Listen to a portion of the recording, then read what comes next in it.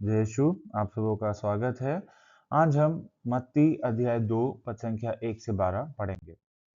Video में आगे बढ़ने से पहले आपसे अनुरोध है कि आप यहाँ पर पॉज़ कर दें, अपने बाइबल से मत्ती अध्याय 2 1 से 12 पढ़ें, उसके बाद ही आगे बढ़ें। मत्ती 2 1 से 2।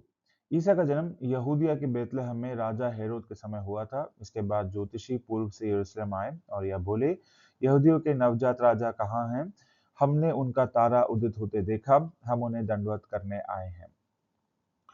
जब प्रभु मसीह का जन्म हुआ, उस समय उस पूरे प्रदेश पर रोमी हुकूमत शासन करती थी।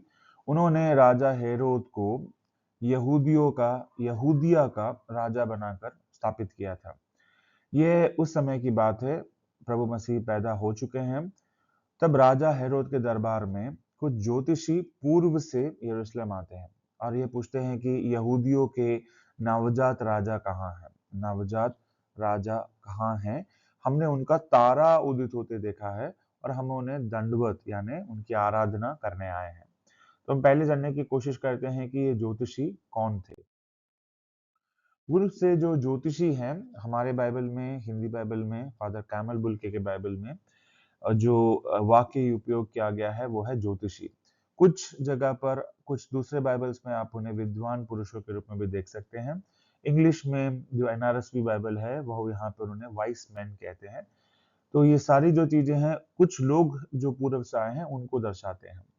पूरब अगर आप धर्म ग्रंथ में देखें, पुराना नियम, खासतौर पे जितने भी नबी हैं, अगर उनको हम पढ़ेंगे तो हमें समझ में आएगा कि पूरब जो है वो खासतौर पे बाबुल देश को, बेबीलोन देश को दर्शाता है। बाबुल देश पुराने नियम में देख सकते हैं, भविष्यवाणी के अनुसार यह प्रभु मसीह के कुछ 600 या 800 साल पहले बाबुल देश ने यहूदिया पे चढ़ाई की थी। वहाँ पे उनके मंदिर को तोड़कर वहाँ पे जितने भी यहूदी थे उनको निष्कासित कर दिया था। अपने देश में सेवकों के रूप में ले गए थे बंदी बनाकर। इन्हें बाबुल निर्वासन का जो काल के रूप में हमने देखा होगा। मत्ती का जो पहला सुसमाचार है, वहाँ पर हमने जब प्रभु मसीह की वंशावली देखी थी, वहाँ पर भी इस वाक़ये का हमने ज़िक्र देखा था कि बाबुल निर्वासन। इस बाबुल निर्वासन के समय एक व्यक्ति था, उनका नाम था दानियल। वह पुराने व्यवस्थान में एक नबी हैं। दानियल भी इस निर्वासन में हिस्सा थे और वहाँ जाने के बाद प्रभु की अनुग्रह से वह वहाँ के बेबीलोन राजा के काफ़ी ख़ास बन गए।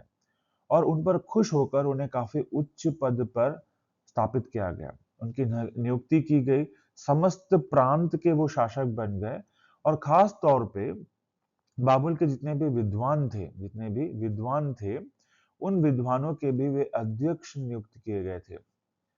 दानियल पुराने व्यवस्थान के एक नबी हैं। उन्होंने खुद बहुत सारी प्रभु को लेकर भविष्यवाणी की थी। प्रभु के पहले आगमन, उनके क्रूस मरण, उनके पुनः पुनरुत्थान और दोबारा वो कब आएँगे, उन पर बहुत सारी जो भविष्यवाणियाँ नबी दानियल ने की थी। इन सारी चीज़ों को उन्होंने इन नबियों को, इन विद्वानों को भी सिखाया था।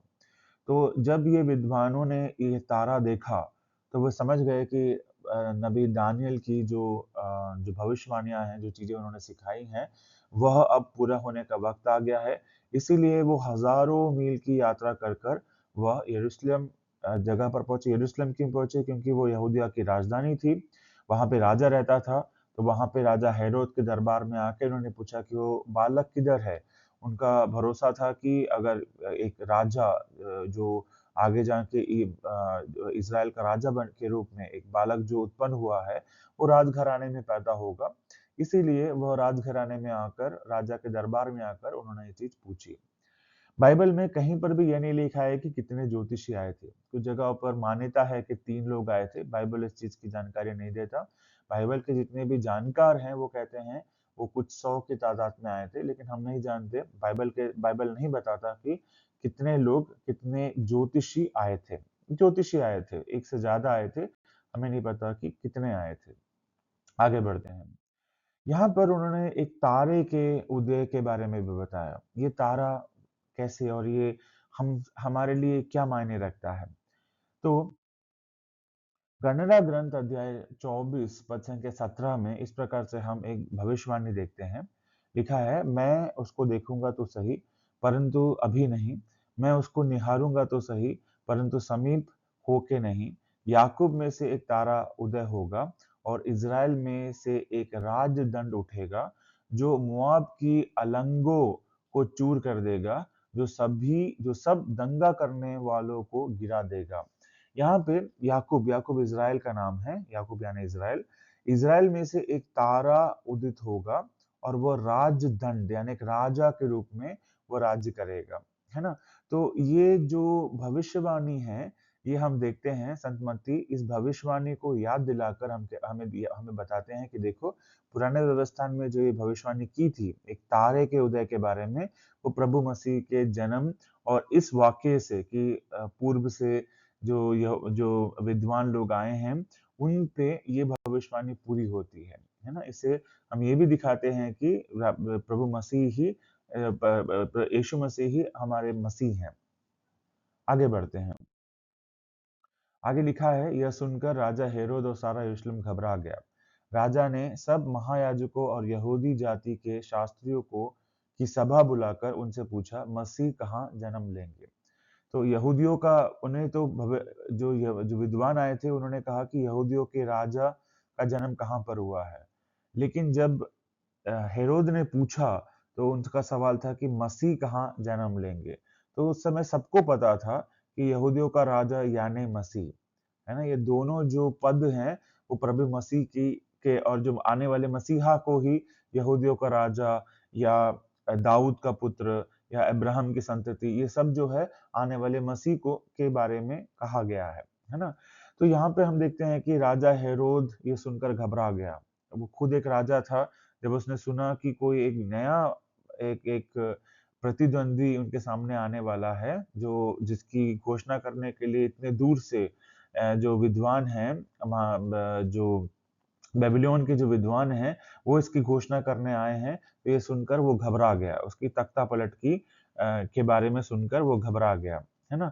और ये भी लिखा है कि सारा यरूशलेम उनके साथ जितने भी धर्मी लोग थे यहाँ पे, फरीसी, सदूकी, वो भी घबरा गए, क्योंकि अभी तक उनका काफ़ी अच्छा तालमेल चल रहा था रोम के साथ, रोमी साम्राज्य के साथ। तो अब जब उन्होंने देखा कि एक नया राजा आने वाला है, तो वो घबरा गए कि पता नहीं कितनी हिंसा होगी, है ना?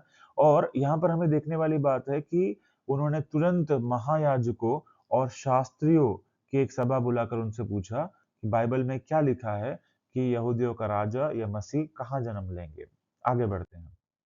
उन्होंने उत्तर दिया, यहूदिया के बेतलहम में, क्योंकि नबी ने इसके विषय में लिखा है, बेतलहम यूदा की भूमि, तो यूदा के प्रमुख नगरों में किसी से कम नहीं है, क्योंकि तुझ में एक नेता उत्पन्न होगा जो मेरी प्रजा इज़राइल का चरवाहा बनेगा। यह मीका नबी अध्याय 5 पद संख्या 2 में हूबहू लिखा है।